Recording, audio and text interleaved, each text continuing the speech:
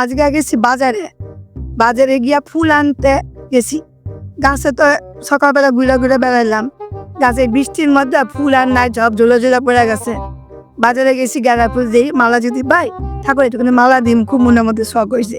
উমা বাজারে গিয়ে থেকে একটা লোক ফুল নিয়ে বয়ে রয়েছে, মালা লেগে শুক লেগে লিগা আর কি শুকনা হোক 15 টাকা করে দাম।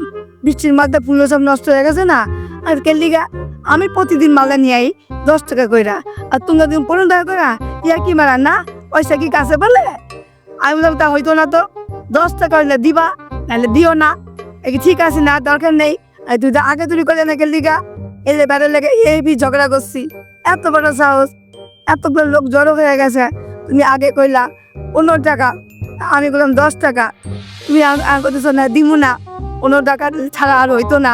আর ঠিক আছে, আর কোনোদিন মালা আমি তোমার কাছে নিবো না, অন্য কাছে নিবো, তাও ভালো, তোমার কাছে আমি পয়সা নিতাম না।